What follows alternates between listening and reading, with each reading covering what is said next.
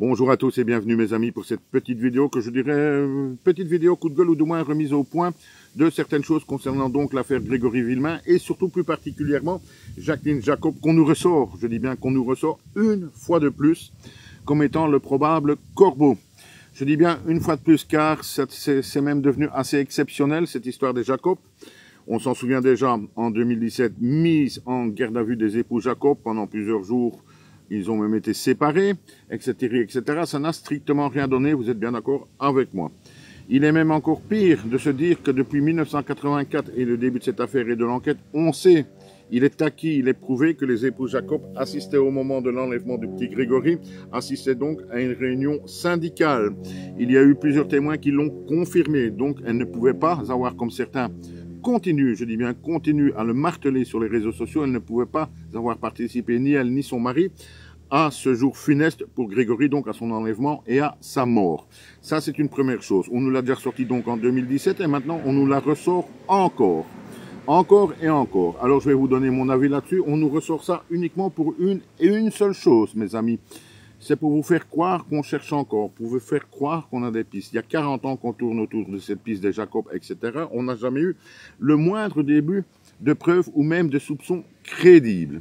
Ça, je pense que tout le monde en est d'accord. Je le vois sur les réseaux sociaux, il n'y a rien à faire. À chaque fois, on nous reproche, on nous répète et on nous bassine.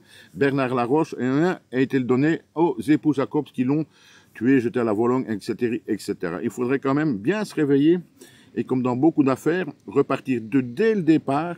Et donc, dès le départ, il y a un truc que vous devez vous mettre en tête. Les époux Jacob, ce jour-là, étaient donc à une réunion syndicale. Ils n'ont pas pu participer à l'enlèvement et à la mort et tout ce qui s'en est suivi de Grégory Villemain.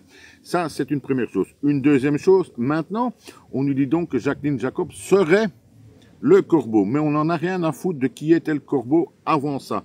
Le véritable corbeau ou les corbeaux avaient tout stoppé depuis 18 mois avant le 16 octobre 1984. Ils n'avaient plus donné signe de vie. Et de toute façon, on s'en fout, puisqu'il est également certainement maintenant plus qu'acquis que la personne qui a enlevé le petit Grégory et qui a donc envoyé cette lettre a tout fait, mais vraiment alors là, tout fait pour diriger la justice vers le corbeau, le soi-disant corbeau, ou les corbeaux.